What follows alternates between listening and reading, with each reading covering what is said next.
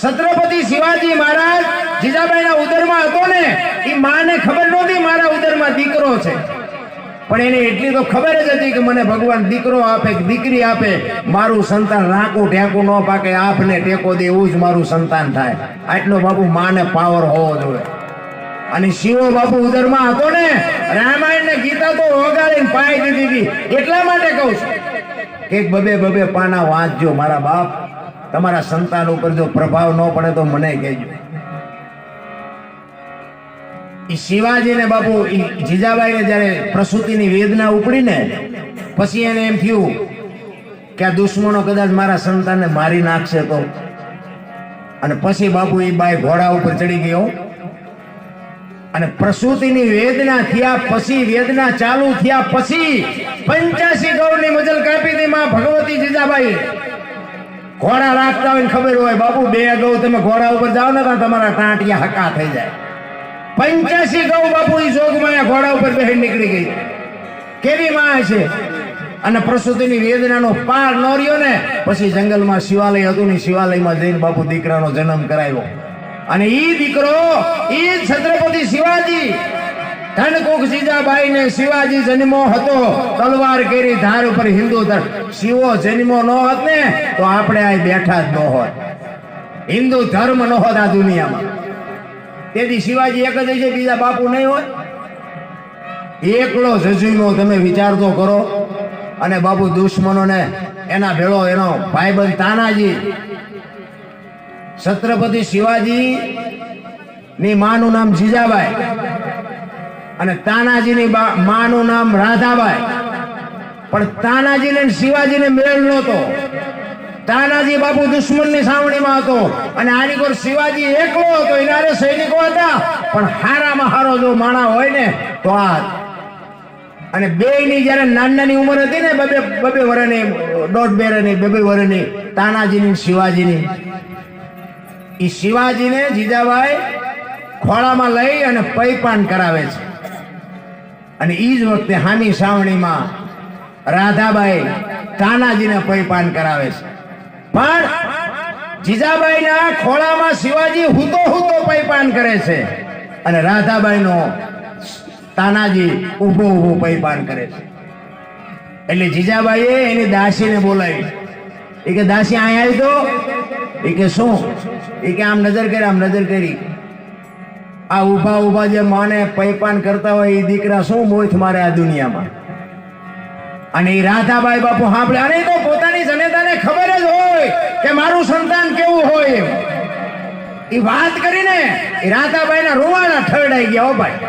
અને રાધાબાઈ એની દાસીને બોલાવીને કીધું, ગોલી મારી કટાર લાવી દો. અને કટાર લાવીને એક દીકરાનું બાપુ કાંડું કાપી નાખ્યું હાથનું, હોય તાનાજીનું. એની માં રાધાબાઈ. અને આ જીજાબાઈ જોઈ ગઈ. જીજાબાઈ એની પાસે ગઈ. એ કે તું તો માં છો, ડાકણ છો, હગા દીકરાનું હાથનું કાંડું કાપી નાખ્યું, તને શરમ નથી આવતી? એ કે મને શરમ આવે છે કે નથી આવતી, પણ આનો જવાબ હું તને સમય આવશે ને તેથી આપીશ. એની દાસીને કીધું રાધાબાઈએ કે આલે આ કાંડું અને હાચવીને પટારામાં મૂકી દે. મારે જેથી જરૂર પડે તેથી હું આની ઉઘરાણી કરીશ. અને કાંડું બાપુ પટારામાં મૂક્યું. અને વાત કરતા વાર લાગે. 25 30 વર્ષના થયા ને. અને એ દુશ્મનોની સામે બાપુ બકા છેટ બોલવા માંડી. તેથી તાનાજી સામે હતો અને આ બાજુ શિવાજી બાપુ રોજ આખો દી લડે અને દુશ્મનનો હોથ બોલાવીને લાલ બંબોળ જેવી તલવાર કરીને ઘરે આવે. અને માં જીજાબાઈની કહું તૂટે, વાહ મારા દીકરા, વાહ મારા દીકરા. તાનાજી સામેના પક્ષમાં રહ્યો વિચાર કરે છે કે મારો સરદાર જો મને એક વખત સેનાપતિ બનાવે ને તો શિવાને દેખાડી દઉં કે માના ધાવણમાં કેટલી તાકાત હોય. ભલે ને ઈ કે ઠેકડા ભરતો. અને ઈ એક દિવસ સાંજે બાપુ સાવણીમાં બેઠા છે ને તાનાજીને એના સરદારે કીધું કે કાલ યુદ્ધમાં તારે સેનાપતિ થવાનું છે. બાપુ કહું મડી તૂટવા હો ભાઈ એની કે કાલ શિવાને દેખાડું કે માના ધાવણની તાકાત શું હોય. તું કીધું નો ઠેકડા ભરસ ને. અને બીજા દિયા હા મામા આમ બરોબર હુરજ નારાયણ ઉગ્યા.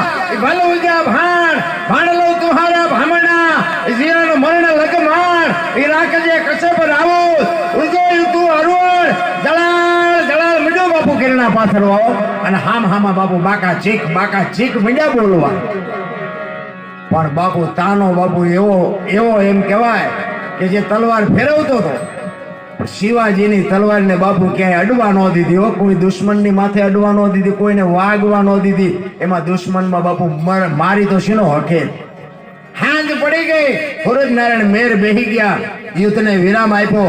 પણ શિવાજીને વાંઠો હોય તો લોહી ન નીકળે કે આજ મારી માને મારે મોઢું શું દેખાડવું.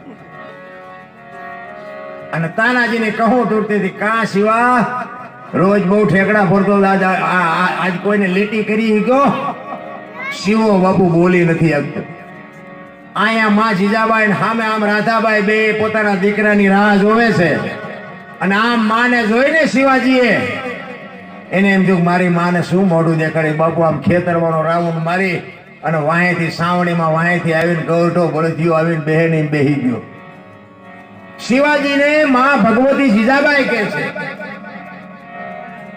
કેમ શિવા તું આજ કેમ આ ઢીલો છો, શું થયું?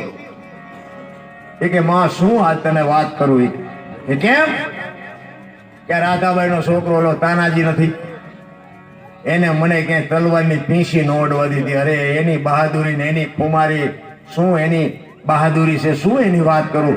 મને ક્યાંય એક દુશ્મનને મારવાની ક્યાં વાત કરો છો, પણ કોઈને આમ તલવારની અણી ન અડવા દીધી. બાપુ એ મને એટલો બધો આજ લડ્યો. ત્યારે જીજાબાઈ એમ કહે છે કે ધર્મને રાખવા માટે, હિન્દુ ધર્મને ટકાવવા માટે ભલે મારે ભીખ માગવી પડે, પણ એ રાધાબાઈ પાસે એના દીકરાની આપણે માગણી કરી લે કે આપણે આપણા પક્ષમાં લઈ લઈએ. એ કે જા. શિવાજીને જીજાબાઈ કહે છે કે રાધાબાઈને કહેજે કે તમારો દીકરો તાનાજી અમને આપો. શિવાજી ગયો. એ કે મારી માએ કીધું છે તમારા તાનાજીને અમારા પક્ષમાં મોકલો. ત્યારે જીજાબાઈ રાધાબાઈ કીધું કે દીકરો મોકલવામાં મને વાંધો નથી, પણ દીકરા તો માને દેવાય, તને ન દેવાય. તું તો ચારે શું બોલીનું કઈ નક્કી નહીં. માને જો દેવાય ને તો માં પાસે હું કઈક એની પાસે જવાબ માગી શકું. શું થયું? શિવો આવ્યો પાછો અને માને કીધું કે ઈ કે દીકરો આપવામાં વાંધો નથી, પણ ઈ કે માને મોકલ, તારી હારે નહીં. કાંઈ વાંધો નહીં કે દેશ માટે છે ને ધર્મની માટે છે, હું જાઉં એમાં હું. રાધાબાઈ પાસે જઈને જીજાબાઈ બાપુ ખોળો પાથરીને કહે છે કે હું તારા દીકરાની માગણી કરવા આવી છું. તારો દીકરો દે, નકરા હિન્દુ ધર્મ નહીં ટકે અને મારા દીકરાને તારો દીકરો હુજવા નહીં દે. અને તાનાજીનું બાવડું પકડી અને રાધાબાઈ આવે છે. એને કીધું કે મારો દીકરો જોવે છે ને, આલે આ મારો દીકરો, પણ આ જેવો હોંપું છું ને એવો ને એવો મને પાછો હોંપજે. બાપુ ઇતિહાસ એમ નામ ન બને. કોકના ખિસ્સા કાતરે આપણા ઇતિહાસ ન બને. આપણે કઈ ભોગ દેવો પડે. ઈ કે હું જેવો મારો દીકરો તને હોંપું છું, ઈ કામ પત્યા પછી તારે મારો દીકરાને પાછો હોંપવો પડશે. મારા દીકરાની હું તારી પાસે ઉઘરાણી કરીશ. કાંઈ વાંધો નહીં. પછી તો બાબુ બે જણા થયા પછી તો શું ઘટે. દુશ્મનનો હોથ બોલાવ્યો અને છેલ્લો દિવસ અને કિલ્લા ઉપર બાપુ ધ્વજ ચડાવવાનો હતો. દિવસ હાથમાં પહેલા ધ્વજ ચડી જાય તો બાપુ હિન્દુ ધર્મ રે એવો બાપુ કટોકટીનો સમય. હવે ઈ બે જણા અહીંયા આવ્યા, પણ ગઢના દરવાજા બંધ હતા, ઉપર ચડાય એવું નહોતું. એ કે હવે શું કરું? એ કે ગઢના દરવાજા એમ નામ તૂટે નહીં. એ કે હાથીને લઈ આવો અને એક હાંડિયાને લઈ આવો. હાંડિયાને ઈ કે આમ દરવાજાની આડે રાખે ને, દરવાજાને ભાલા હોય, ઈ કે હાંડિયાને અહીંયા રાખી અને હાથીનું માથું હાંડિયાને મરાવો એટલે ભાલા ભલે હાંડિયાને વાગે, હાંડિયો ભલે મરી જાય, પણ હાથી બાપુ દરવાજો તોડી નાખશે. અને નકરો જો હાથીને માથું મારશો તો એ ભાલાના હિસાબે હાથી તાકાત નહીં કરી શકે. હાથીને લઈ આવ્યા, હાંડિયાને લઈ આવ્યા. અને શિવાજી કહે છે તાનાજીને કે તું હાંડિયો પકડી રાખસ તો હું હાથીને આવવા દઉં, અને કાં તું હાથીને આવવા દે તો હું હાંડિયો પકડીને ઉભો રહું. એટલે તાનાજી એમ કે છે હું હાંડિયાને પકડીને ઉભો છું, તમે હાથીને આવવા દો. આમ હાંડિયાને પકડીને ઉભો હતો અને શિવાજીને કીધું કે આવવા દે હાંડિયો, અને હાંડિયો આવવા દીધો. આ માફ કરજો, હાથીને આવવા દીધો. અને આમ ભાલાની અણીઓ અડીને હાંડિયાને હાંડિયો ઠેકડો મારીને તાનાજીના હાથમાંથી નીકળી ગયો. શું કામ? હાથ એક હતો. હાંડિયો નીકળી ગયો અને તાનાજીએ કીધું ભારે કરી. હવે હાંડિયો હાથમાં આવે ને દીવ વાથંબાની તૈયારી છે ને બસ સમય એટલો જ છે. અને દરવાજાની આડો બાપુ તાનાજી ઉભો રહ્યો અને શિવાજીને કહે છે કે હાથીનું માથું મારા શરીર હારે મારીને દરવાજો તોડીને તું ધ્વજ ચડાવી દે. ઈ કે પણ તું ઈ કે વિચારવાની વેળા નથી. હું ભલે મરી જાઉં પણ તું મારા શરીર હારે હાથીનું માથું મરાવી અને આ દરવાજો તોડાવી નાખ. અને હાથીનું માથું માર્યું ને ભાઈ, એ હોરા ભાલા બાપુ તાનાજીના શરીર હોરા નીકળી ગયા. દરવાજો તૂટી ગયો, ધ્વજ ચડાવી દીધો, વિજય મેળવી લીધો. એ બે ઘોડા હાથમાં લઈ અને શિવાજી જયારે સાવણીમાં આવ્યો ને ત્યારે જીજાબાઈ ને રાધાબાઈ બે સામે ઉભા છે. જીજાબાઈ વિચાર કરે છે કે બે ઘોડા એકલો શિવાજી લઈને કેમ આવે છે. નજીક આવ્યા એ કે શિવા શું થયું? ગઢ નો જીતી ગયા? ત્યારે શિવો કહે છે કે માં ગઢ તો જીતી ગયો પણ મારો સિંહ જેવો ભેરો હોયો ગયો. ગઢ આવ્યા પણ સિંહ ગયા. એ કે હે કે હા તાનાજી મરી ગયો. અને ઈ વખતે બાપુ રાધાબાઈ જીજાબાઈ ને કહે છે લાય મારો દીકરો, હું મારા દીકરાની ઉઘરાણી કરું છું. તેથી જીજાબાઈ ની દશા કેવી થઈ છે વિચાર કરજો. કેવી બાપુ જનેતાયું હોય છે. શું આપણે વાતો કરીએ નારાયણ. અને જીજાબાઈ આમ ખોળો પાથરીને કહે છે કે તારા દીકરાને હું પાછો નહીં આવ્યો. હવે તારે શિવાજી લઈ જવો હોય તો લઈ જા. બાકી તારો દીકરો તો કાયમ આવી ગયો. એ કાયમ શું કામ આવી ગયો? મેં તેથી મારા દીકરાનું મેં કાંડું કાપ્યું હતું ને એનો જવાબ હું તને આજ આપું. એને દાસીને કહે છે ઓલું કાંડું હાચવીને મૂક્યું લ્યા. અને 30 વર્ષ પછી બાપુ એ કાંડું કાઢીને લાવી અને એ કે આ કાંડું તું બોલી એટલે મેં કાપ્યું હતું ને. તું જો ન બોલી હોત ને તો હું આ કાંડું ન કાપત ને. કાંડું ન કાપ્યું હોત તો મારા દીકરાના હાથમાંથી હાંઠિયો જાત નહીં અને આજ મારો દીકરો મરત નહીં. લાય મારો દીકરો. ઇતિહાસ એમ નામ ન થાય નારાયણ. લઈને કોકના બૂસ મારી દેવાના ઇતિહાસ કરવાનું થતું હોય છે. પાળિયા તો બાપુ છે ને મરવું પડે તઈ પાળિયા થાય.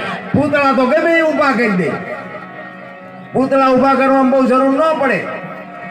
પણ તમને ને મને બાપુ જો કીર્તિના કોટડા કરવા હોય ને તો બાપુ મહેનત કરવી પડે. એમ નામ ન પતે નારાયણ. પછી અમુક આપણા રમકડા હોય રમકડા એમાં પછી અમુક ની કડક સ્પ્રિંગ હોય બધા ઠેકડા મારતા. એને ખબર નથી કે મારી ચાવી એકદી ખૂટી દેવાની. એટલે ઠેકડા મારવામાં શાંતિ રાખવી. મેં બહુ માર્યા. સમજી ગયા માર્ગે જઈને ખોવાઈ ગયા હોય. એમ સમય આવે ને વળાટ મારી જવું જોઈએ. સમય આવે ને જેને વળતા ન આવડે એને માણા ન કહેવાય. તમારી જુવાનીમાં બાળપણમાંથી યુવાની ક્યારે આવી કોઈને ખબર નથી. અને યુવાનીમાંથી બુઢાપો ક્યારે ચાલુ થઈ જાય ને કોઈને ખબર નહીં રહે. એટલા માટે મહાપુરુષો કહે છે કે સમય આવે ને સમયની હારે હાલવાની વાત છે. ભૂતકાળની અને ભવિષ્યકાળની વાતની તમારે કરવાની કાંઈ જરૂર જ નથી. બધું ઓલાને હેન્ડલિંગની ખબર જ છે. જીવો તમે વર્તમાનમાં. તમે અત્યારે પ્રભુભાઈના ઘરે સંતવાણીના પ્રોગ્રામમાં બેઠા છો એટલું જ યાદ રાખો. કાલ અટાણે ક્યાં છું એ જોવાનું નથી અને ગઈકાલ ક્યાં હતા એ જોવાનું નથી. કારણ કે વયોગ્ય એ સમય આપણે હવે ગમે એવા રોદડા હોય તો આવવાનો નથી. અને આવતો સમય કેવો આવવાનો છે ખબર નથી. એટલે ભૂતકાળની અને ભવિષ્યકાળની મહાપુરુષો ના પાડે છે જીવો વર્તમાનમાં જીવો. આપણે ઘણા કઈ બધા સમય બગડી ગયો દુનિયા બગડી જાય. હવે બગડેલા હોય ન બગડેલા હોય એમાં જીવવું પડશે. છૂટકો નથી ને મરી જાઓ ન ગમતું હોય તો પાછું જીવવું તો છે.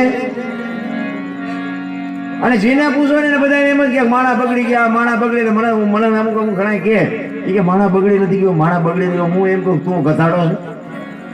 કયો માણા બગડી ગયો છે? જેને પૂછો એને બધા એમ જ કે માણા બગડી ગયો માણા. પણ કયો માણા બગડ્યો છે ને કયો હારો છે? એમાં આપણું નામ નથી આવતું ભેગું માલ એવું નથી લાગતું. આપણે થોડા ઘણા તો બગડ્યા હોય એવું નથી લાગતું. અત્યારે આમ ચારે બાજુ જોવો ને કથાઓ ને ભજન ને માંડવા માતાજીના ધૂન ને સપ્તાહો ને આપણે એમ ઓહો દુનિયામાં નકરો વેરાગ ફાટી નીકળ્યો. તો પછી આવા માણા હેરાન કેમ થાય? આ કોરોના આવે ને ધરતી કપ આવે ને એક ઘરે બુકડો બોલી જાય કે અહીંયા 50 મર્યા ને 500 મર્યા. તો આવડું મોટું ધર્મ કરતા હોય તો આ ધર્મની ક્યાંય વાડ જ નહીં હોય. ક્યાંક ખોટું રંધાતું એવું નથી લાગતું. મળતું કાંઈક તો છે. એના માટે જ બાપુ જીવન જીવવાની મજા છે ને બાપુ. આ તમને ને મને જો તમને તમારી ઓળખાણ ન હોય ને મને મારી ઓળખાણ ન હોય ત્યાં સુધી આ ખબર ન પડે. એટલે મેં હમણાં જે બહેનોને કીધું હતું ને, દીકરીઓને કીધું હતું, એટલા માટે જ મારે કહેવું છે કે મોઢે બોલું માં હાથી નાનપણ સાંભળી મલક બધાની મજા પછી કડવી લાગે કાગડા. માં છે ને એકાક્ષરી મંત્ર છે.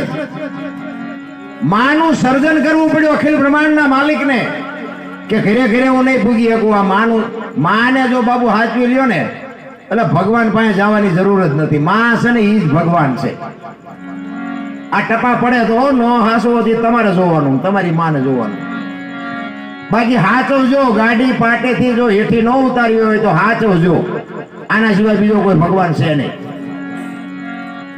અને માં કેમ કેવી પડે? એક બે મિલીમીટરની એક પથરી હોય ને, પથરી માણસને શરીરમાં એક 2 મિલીની પથરી હોય, માણસ તરફડિયા મારવા માંડે. મને દવાખાને લઈ જાઓ, મને ઓપરેશન કરવું પડે તો ઓપરેશન કરાવો, ગમે એટલા પૈસા થાય, કોકની પાસે વ્યાજવા લઈ લ્યો. એક 2 મિલીની જો બાપુ પથરી તમને જો આટલી પીડા કરતી હોય તો 1.5 કિલોનો સંતાન જો બાપુ માં એના ઉદરમાં રાખતી છે તેને કોઈ વેદના નહીં થતી હોય? અરે તમારે એની ક્યાં વાત કરો બાપુ? એક લોહીમાંથી જો દૂધ બનાવીને તમને મને પાતી હોય, એ માં માટે જો એક બટકું રોટલો ન મળતો હોય તો મરી જવાય બાપુ. દીકરાને શું ગુડવા છે મારા? 3 માળનું ઘર હોય અને માં જો એક પેટમાં 3 દીકરા રાખી શકતી હોય અને 3 માળના મકાનમાં જો એક 3 ફૂટની માને જગ્યા ન મળે તો બંગલાને દિવાળીઓ મૂકી દેવાય. નારાયણ, કોઈ અર્થ નથી. આ છે ને આખી દુનિયામાં આમ બધું દેખાય છે, આમ દામ ને ઠામ, કપડા ને મકાન ને ગાડીઓ ને બંગલા ને બધું દેખાય છે, પણ માલપા બધે ભડકા છે. અને ભડકા છે ને એનું કારણ આવડું આ જ છે કે તમારું મારું આ દુનિયામાં સર્જન થયું છે ને, ઈવડા ઈ જ દુખી છે.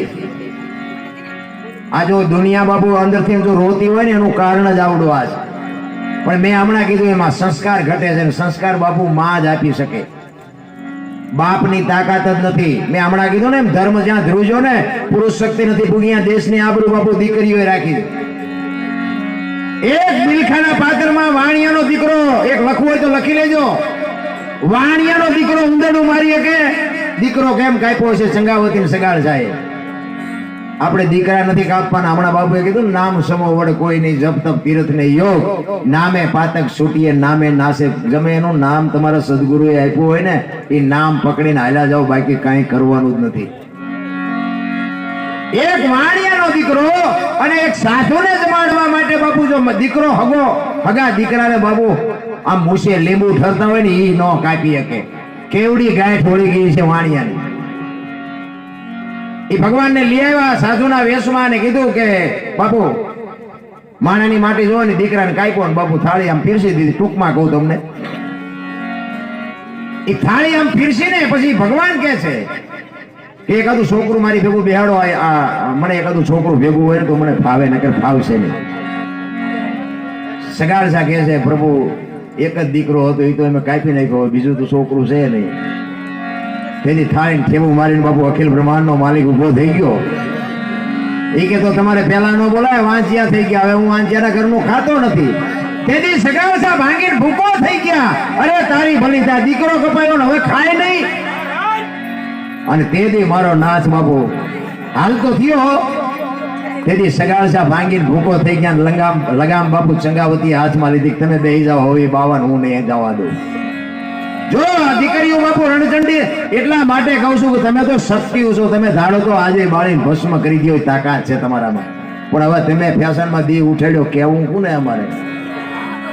અરે ફેશન ફેશન ફેશન.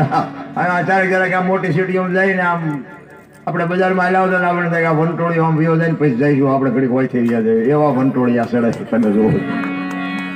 અરે વાણંદ પાસે જઈને વાળ કપાવે, ખીલકોડીના પૂંછડા જેવા જટિયા હોય, આમ છે આમ નામ. અરે તારો વેતો કેવા દીકરા થાય આમાં, હે? અરે બાબુ સંસ્કારની જરૂર છે મારા રામ. અને સંસ્કાર જો બજારમાં મળતા હોત ને તો આ પૈસા વાળા આપણા હાટું વધવાય ન દે. એમ બજારમાં નથી મળતા. નારાયણ ચંગાવતી કે છે સગાળસાને કે બેહી જાઓ. અને આમ સાધુ બાબુ હાલતો થયો અને ચંગાવતી હાટી ફરી હાથમાં કટા કડાર લઈને વાળ છૂટા મૂકી હડકો કાઢી અને કીધું એ બાપુ ક્યાં જાવ છો? બેહો બેહો બેહો, જમ્યા વગર હવે નથી જવાનું. કેવી રણચંડી બની છે તમે વિચાર કરો છો. હે અખિલ બ્રહ્માંડ નો માલિક ધ્રુજવા માંડ્યો કે જોગમાયા શું કરશે? એ કે બાપુ બેહી જાઓ, બીજો દીકરો તમારે જોવે છે ને, બેહી જાઓ, અમે વાંચ્યા નથી, તમને બધો ખુલાસો કરાવી દઉં. ઈ કે બેહી જાઓ, હવે તો પડમાં ઉતર્યા પછી ખેલ ભજવી લેવાનો. હવે કદાચ માછું ઉતારવું પડે તોય ભલે, આંટડા કાઢવા પડે તોય ભલે, હવે બેહી જાઓ. તેથી ચંગાવતી કે છે કે બાપ જાણી તને કહું છું બાવા, મારા પેટ છે મહિના 5, આશરો સીતારામ નો હવે કોઈ નો જાય નિરાશ, બેઠો થઈશુમાં બાવા, હવે તને જમ્યા વિના જઈ દઉં જાવા. અખિલ બ્રહ્માંડ નો માલિક મીડો ધ્રુજવા ભાઈ. અને આમ કટાર ઉપાડી કે બાપુ બીજો દીકરો જોયો છે ને, મારા પેટમાં 5 મહિનાનો ગર્ભ છે ને, ફાડીને બાવા રાખીને તને ખવડાવું, તું હજી ક્યાં ઓળખાશ અમને? આમ કટાર ઉપાડી અને અખિલ બ્રહ્માંડ નો માલિક સોટી ગયો, બસ કર માં, બસ કર, તારી ભક્તિ પાકી ગઈ. અને પછી કહે છે માગો માગો માગો. ચંગાવતી કે તું અહીંયા ત્યાં અમારે અહીંયા ખાવા આવ્યો, તું શું અમને દેતો? આ ભારતની આર્ય નારી કહી શકે અખિલ બ્રહ્માંડના માલિકને, આ દીકરો કાપ્યો એને જીવતો કરો એમ નથી બોલી. એક ધ્યાન આપજો, આ મારો એકનો એક દીકરો હતો, એને કપાયો, એને બેઠો કરી એમ નથી કીધું. ઈ કે તું અહીંયાથી આ અમારે અહીંયા ખાવા આવ્યો, તું શું અમને દેતો? ઈ કે પણ હું ભગવાન શું આ તમારા ઘર સુધી આવ્યો, જો કઈ ન દઉં તો મારો આંટો ફોગટ જાય. ઈ કે અમે તને જ્યાં થાળી પીરસી, દીકરો કાપી રાંધી અને તાને જ્યાં થાળી પીરસી, ઈ તારા ઘરે કોઈ બાવો આવે અને તું તને એમ કે દીકરો કાપી દે આ થાળી તું પીરસી? અખિલ બ્રહ્માંડના માલિકને આંખમાં જળજળી આવી ગયા, માં આવું ન કરી તો શું તારી પાસે માગવું? ઈ કે બહુ જયારે આજીજી કરીને તારે એકે આગળ સમય કપરો આવે છે, આવી કસોટી કરીશ ને કોઈ મારા નાથ તને અગરબત્તી નહીં કરે, મેડ હાલવા કઈ નથી જોતું, આવી કસોટી કોઈની કરતો નહીં. ઈ ભારતની આર્ય નારી આવડા આવડા જો ઇતિહાસ પડ્યા હોય ને, અત્યારની આ દીકરીઓ તમે જોવો તો 60 વર્ષની થયો હોય તો ઉંબરા વચ્ચે રીર્યું સબે રમતી હોય, ઢબો ઢાસ ઢબો ઢારે વેતો તારો ઢબો ઢાસ તો તારા રે બીના મનાણા એના થઈ ગયા, બીજા ગુના ઢબો ઢાસ હોય. અમે સુરેન્દ્રનગરમાં એક વાર હાલ્યા હતા, આમ ટોળું ઉડેલું માણસો બધા ઉભા હતા, અમને એમ કીધું કઈક જોવાનું લાગે. અમે ગયા ને ભાઈ લોહી લુહાણ હાલતમાં પડેલા. ત્યાં અમે તો આમ જોયું, એટલે અમે કીધું આ બધા ફરતા ફરતા ઉભા જાય કીધું કઈક વ્યવસ્થા તો કરો, એને પૂછો તો ખરા, પણ કઈ બોલતો જ નથી. કે પણ એટલે દવાખાને લઈ જાઓ, પણ કે આ કોણ છે શું છે ફલાણું, પણ એને પૂછો, એના ખીચામાંથી કઈક કાઢો, કઈક સરનામું જડશે, એના ઘરે એનું ઘરની ખબર હોય તો ઘરે લઈ જાઓ. એ ઘરે લઈ જાઓ એમ કીધું ને, કઈ શું કે ખબર ઘરે લઈ જઈને કે ફરીને ભંગી નાખવો છે, તઈ ખબર પડી કે આ ઘરના ટીબી નાખ્યો. હવે આ ઢબો ઢાંસ ન કહેવાય તે શું કહેવાય? બીજું એની વાતો નથી મારા રામ. પતિ પત્ની કા એક મતા તો સરગાપુરમાં સતા મારા રામ. વાયલા બારણેથી બાપુ પોતાના લુગડા વેચી અને બાપુ સંતોને ખવડાવ્યા એવા દાખલા છે. આ બાપુ એવું હેલું નથી. એટલે જગતજનની જોગમાયા હું તો દીકરીઓને ખાસ સલામ કરીને કહું છું કે જો આ હવે તમે મર્યાદા મૂકી દો પતી ગયું, બાકી જણનું તો કઈ ડાળીએ નથી આવ્યું. હા, એમાં હું ભેગો છું.